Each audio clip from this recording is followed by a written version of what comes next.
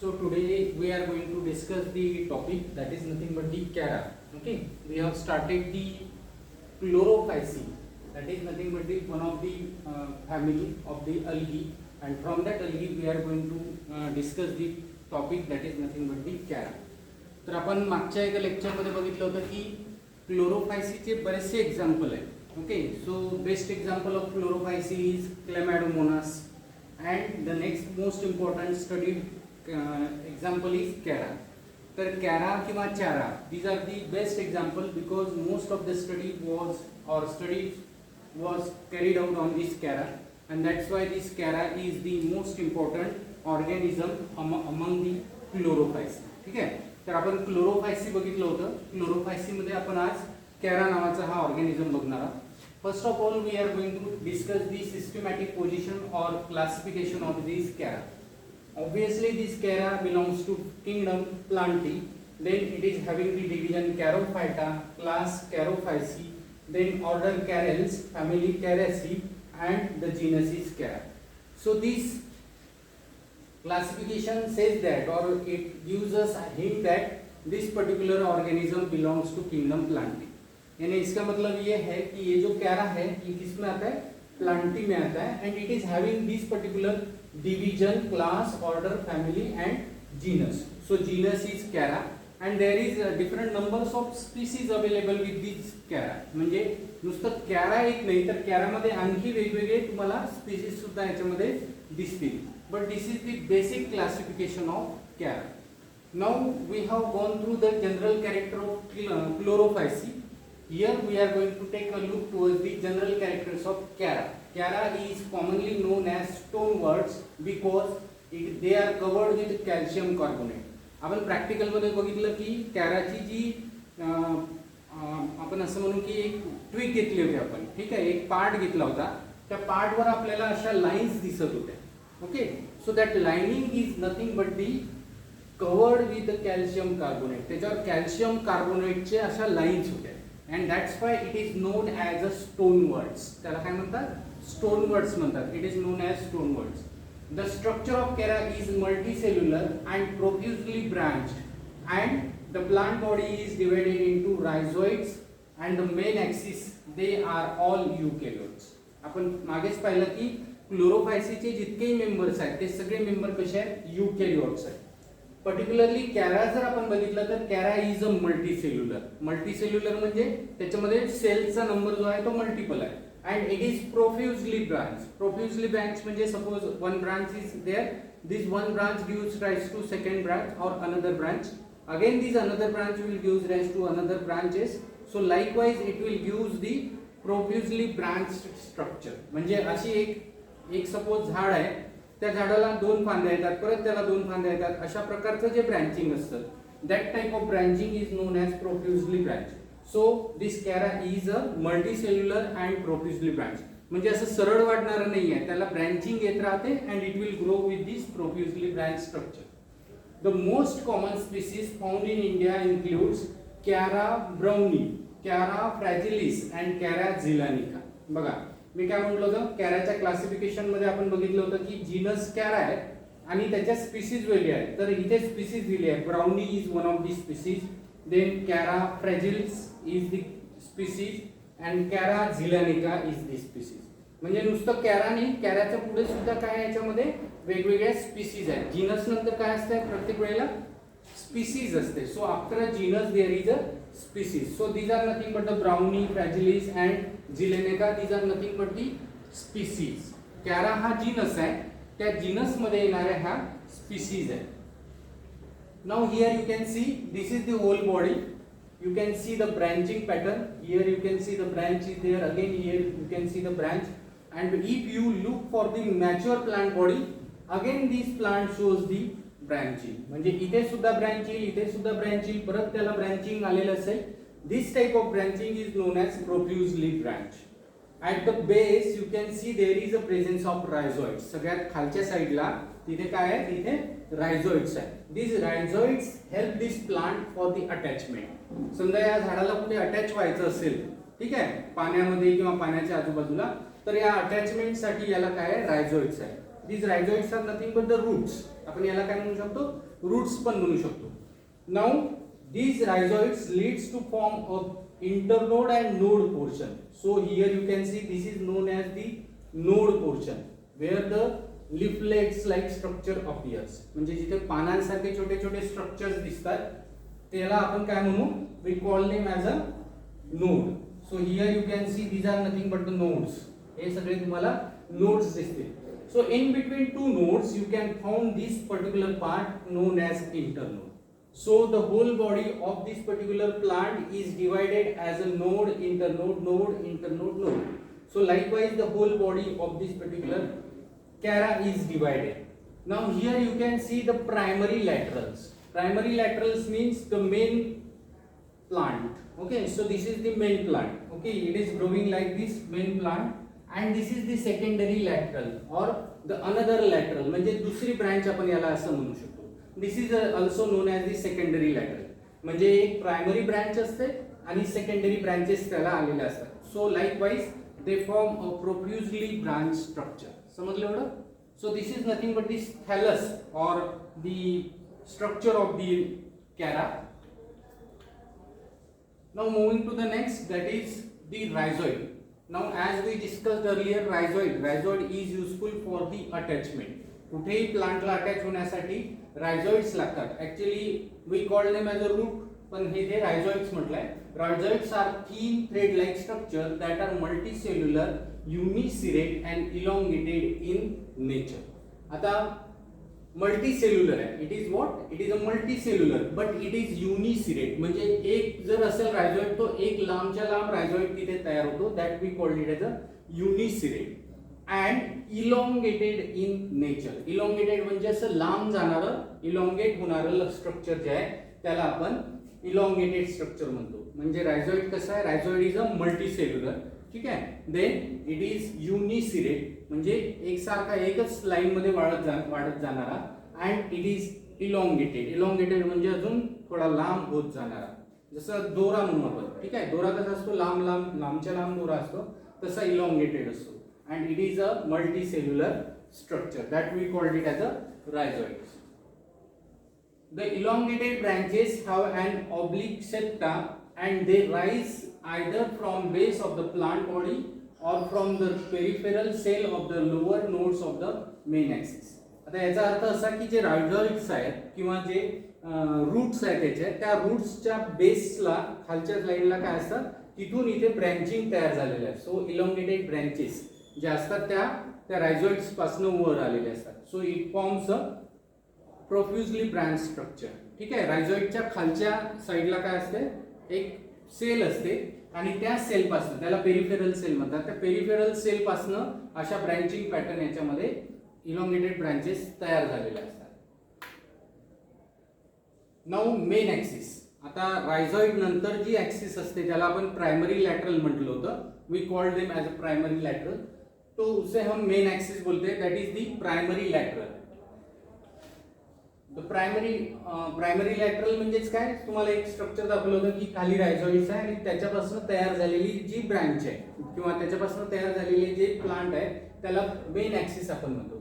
The main axis of Chara is erect. Erect म्हणजे वर जाणारा, लॉंग अँड इपिजियल स्ट्रक्चर. आता इपिजियल म्हणजे काय, सूर्याकडे किंवा वर ग्रोथ होणाऱ्या स्ट्रक्चरला इपिजियल म्हणतात. Epigeal structure of the plant body that is differentiated into nodes and internode. म्हणजे त्याच्यात काय असतात, नोड्स आणि इंटरनोड्स असतात.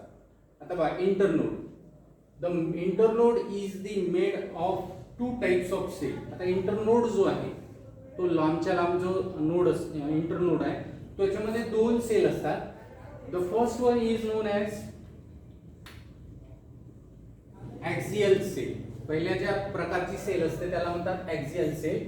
They are central, elongated and cylindrical sale.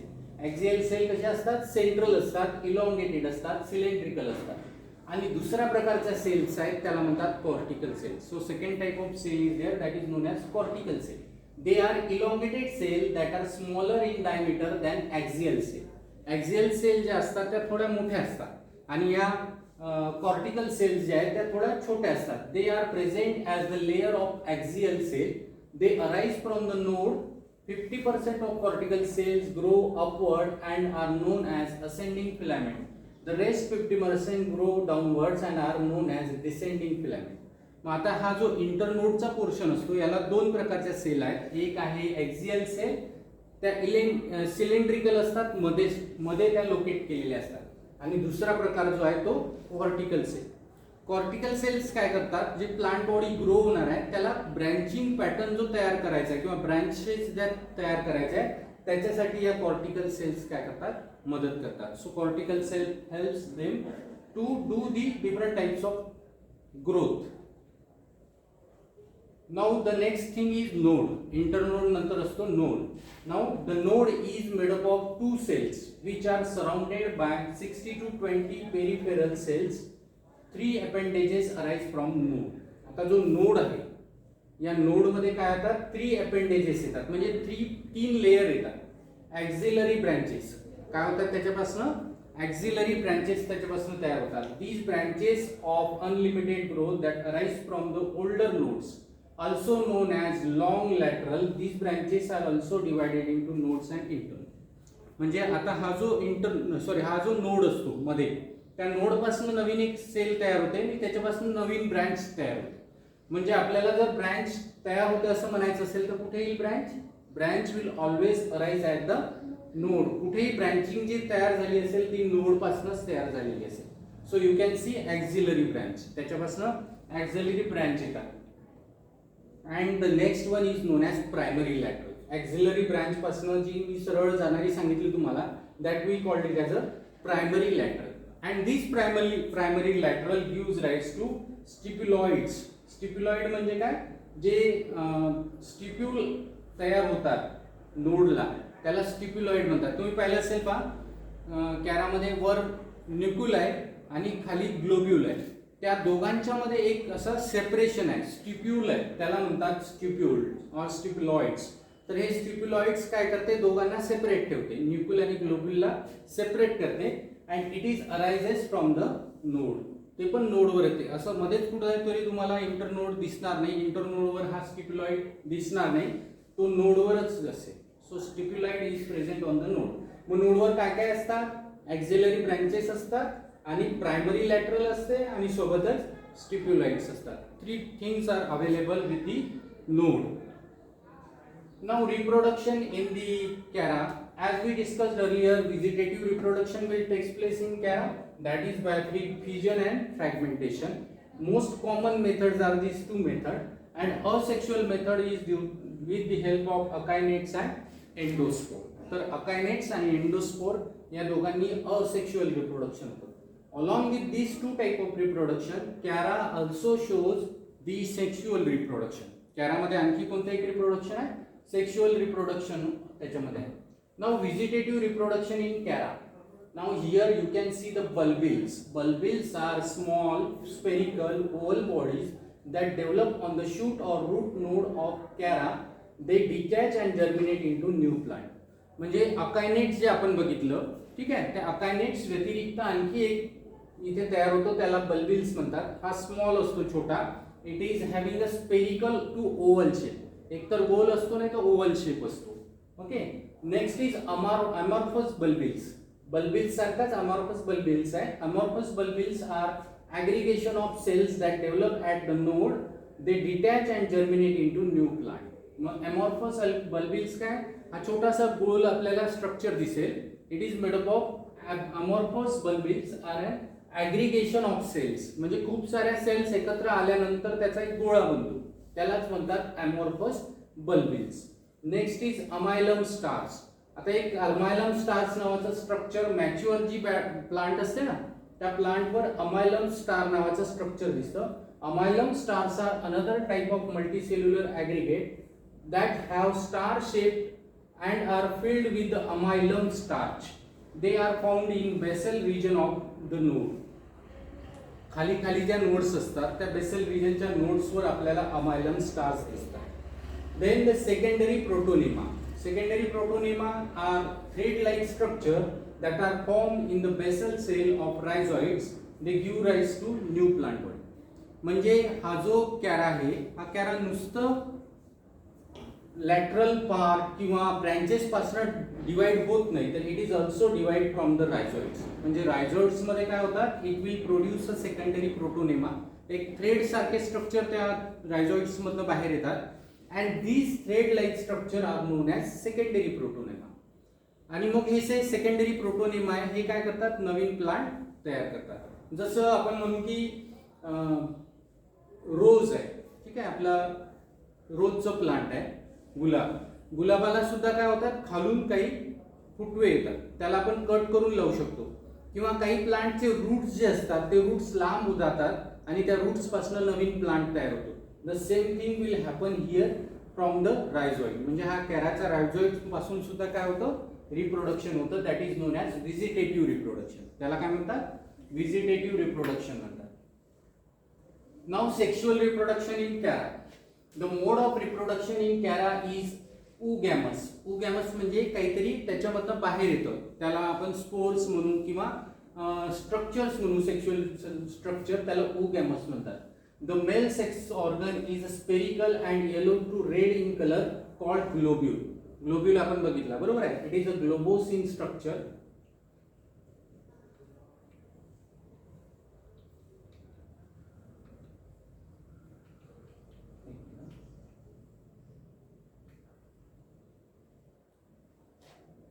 The male sex organ is spherical and yellow to red in color called globule. Okay. The female sex organ is oval and is greenish in color and called nucule. ठीक है, nucule अपन त्याला म्हणतो. The sex organs are born on the branches of limited growth mingled with the secondary laterals. The female sex organ or nucule is situated singly above the globule. Nucule हा वर असतो आणि globule हा खाली असतो. The species of Chara can either be homothallic or heterothallic. आता हा concept थोडा नवीन आहे, होमोथॅलिक आणि हेटेरोथॅलिक. होमोथॅलिक म्हणजे माहिती आहे नाही, ओके.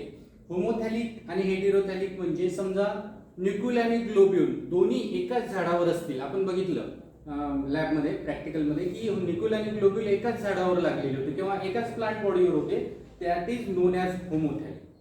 पण काही कॅरा असे असतात ज्याच्यामध्ये नुसतं न्यूक्यूल आलेले असतात, ग्लोब्यूल नसतात, आणि दुसऱ्या प्लांटवर नुसतं ग्लोब्यूल आलेले असतात, न्यूक्यूल नसतात. That is known as heterothallic. म्हणजे एकाच प्रकारचं सेक्स ऑर्गन, जसं की फिमेल सेक्स ऑर्गन एकीकडे आणि मेल सेक्स ऑर्गन दुसरीकडे, त्याला आपण होमोथॅलिक आणि दुसऱ्याला आपण म्हणतो हेटेरोथॅलिक, म्हणजे वेगवेगळ्या प्लांटवर येणे. Now structure of globule. Here you can see this is nothing but the. Okay, now we are going to discuss the structure of globule. A mature globule is yellow to red in color and spherical in shape. Spherical shape आहे त्याचा. So you can see it is nothing but the spherical in shape and we called it as a globule. आपण आपल्या lab मध्ये बघितलं. Each globule consists of outer covered plate that is known as shield cells. So here you can see the shield cell. त्याच्या बाहेरच्या साईडला त्याला काय, shield cells त्याच्या बाहेरच्या साईडला प्रेझेंट असतात. Each shield cell gives rise to central rod-shaped structure called the manubrium. तर तुम्ही इथे बघा, this is known as the manubrium. हे तुम्हाला मॅन्युब्रम दिसतील. Okay, so manubrium is there. The distal end of manubrium gives rise to globose stage structure called primary capitula which extends to secondary capitula. मग आता इथे तुम्ही बघाल, हे जे आहे याच्यापासून हे सेकंडरी, प्रायमरी आणि सेकंडरी कॅपिट्युला तुम्हाला इथे दिसत आहे. So this is nothing but the secondary capitula. From the primary capitula it is arises. Now after that what happens, this primary and secondary capitula later on gives rise to the another structure that we called it as a antherozoids. हा जो structure तुम्हाला इथे दिसता, you can see this structure, this is known as the manubrium and capitulum. ठीक आहे. ह्या secondary कॅपिट्युलम जे आहेत, हे जे दिसते तुम्हाला, these structures gives rise to antherozoids. याच्यापासून antherozoids मिळतील. that is known as antheridial filament. हे जे दिसतात तुम्हाला, याला काय म्हणतात, antheridial filament. आणि या antheridial filament मधून antherozoids नावाचे स्ट्रक्चर्स बाहेर येणार आहेत. काय येणार आहे बाहेर, antherozoids. These antherozoids is having the flagella. त्याला काय असतो, फ्लॅजेला असतो.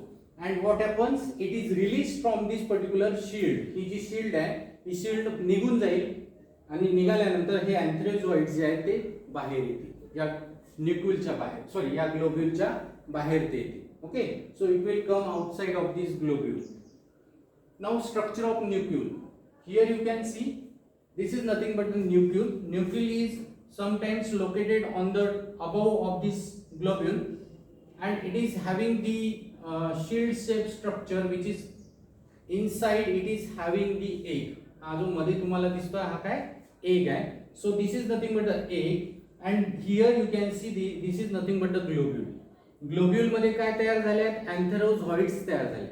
So at the maturity what happens, These particular corona will form the opening. या कोरोना मधून छोटेसे ओपनिंग तयार होतील and these antherozoids will get in entry to the inside. इथे जे antherozoids तयार झाले आहेत ते antherozoids काय होतील, याच्यामध्ये एंट्री मिळेल, त्यांना आत जातील and it will fuses with the egg and it will participate in fertilization. म्हणजे इथे काय होणार आहे, मग फर्टिलायझेशन होणार आहे by the help of this antherozoids. इथून जे antherozoids निघाले ते तिथे जाऊन एक सोबत फ्यूज होणार आहे.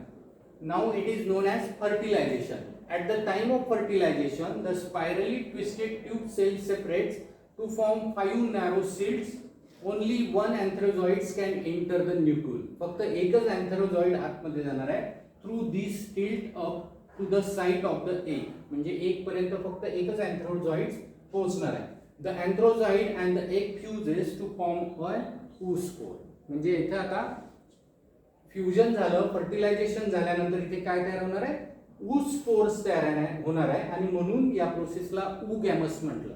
तुम्ही आधी एक शब्द ऐकला होता oogamous. So why oogamous? Because oospores are produced after the fusion or after the fertilisation of the egg. जो न्यूक्लियस मध्ये एग होता त्या न्यूक्लियस मधल्या एगला काय झालं आता फर्टिलायझेशन. इथे काय तयार होते, एक स्टिल्ट तयार होते, छोटीशी ओपनिंग तयार होते आणि हा जो अँथ्रोझॉइड आहे हा इथे येतो आणि इथून तो आतमध्ये एंटर करतो. एंटर केल्यानंतर तो एक सोबत काय होतो, फ्यूज होतो and after get fusion the process of fertilization will takes place. Fertilization झाल्यानंतर काय तयार होणार आहे, oospores तयार होणार आहे and these oospores will get germinate. नंतर तो जे oospores तयार होतील ते खाली पडतील आणि त्याच्यापासून नवीन कॅराची प्लांट बॉडी तयार होईल. So this is nothing but the total about the reproduction in Chara. समजलं एवढं? व्हेजिटेटिव्ह रिप्रोडक्शन आहे, त्याच्यानंतर असेक्शुअल रिप्रोडक्शन आहे and the sexual reproduction is also there. So here we stop with this particular discussion. ठीक आहे.